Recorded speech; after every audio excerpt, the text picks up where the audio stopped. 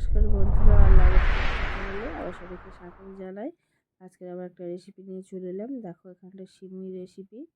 আজকে স্কুল থেকে এসে টিফিন খাওয়ার জন্য তেমন কিছু ছিল না বলে বাড়িতে সিমুই ছিল। সেই সিমুইটা যেরকমভাবে খুব তাড়াতাড়ি মাত্র 10 মিনিটও লাগেনি তৈরি করেছি, সেটাই তোমাদের সঙ্গে শেয়ার করছি। তার প্রথমে দেখো একটা কড়া বসিয়ে দিয়েছি আর একদম অল্প পরিমাণে আমি ঘি দিয়েছি। ঘিটা দেওয়ার পরে দেখো সিমুইটা, এখানে 200 গ্রাম সিমুই ছিল।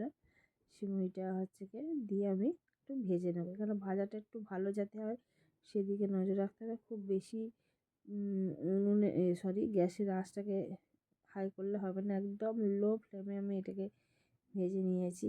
আর যাতে এই সিমুইয়ের কাঁচা গন্ধটা চলে যায় সেই জন্য আমাকে একটু বেশিক্ষণ ধরে প্রায় মিনিট 3-4 আমি এটাকে নেড়ে চেড়ে নিয়েছি।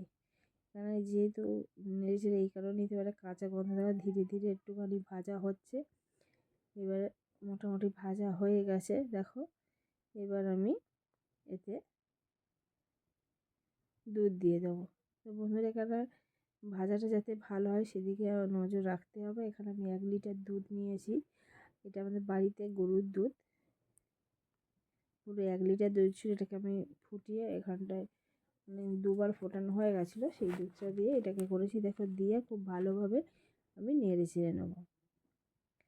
আর যেহেতু এখানটায় একদম খাঁটি দুধ ছিল বন্ধুরা, তোমরা দেখতে পাবে ওপরে একটু ঘি টাইপের লেয়ারও পড়ে গেছে। আর এতে খুব ভালো মালাই বা ঘি করলে খুব ভালো হয়।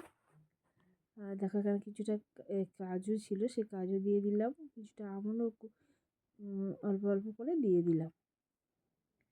এখানে ফুটে উঠেছে বন্ধুরা। এবার একটু নেড়ে দিচ্ছি যাতে না উতলে যায় দুধটা, দেখতেই পাচ্ছ। এবার আমি ওদেরকে দেখাচ্ছি এখানে সিমুইটা অনেকটা সিদ্ধ হয়ে গেছে। প্রায় মিনিট ফোটানোর পরে দেখো চিনি দিয়ে দিলাম। এখানে যে যেমন চিনি পছন্দ করো তেমন, আমরা খুব বেশি চিনি খাই না সেই জন্য খুব বেশি চিনিও দিইনি।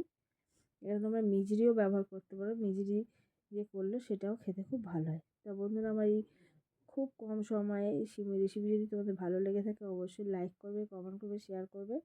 আর যারা নতুন চ্যানেল আছে তারা সাবস্ক্রাইব করে পাশে থাকবে। দেখো বন্ধুরা, এই সিমুইটাকে আরও সুন্দর করার জন্য আমি কিছুটা আমন্ড ক্র্যাশ করে রেখেছিলাম সেটা দিয়ে দেব। আর কিছুটা কিশমিশ আগে জলে ভিজিয়ে রেখেছিলাম।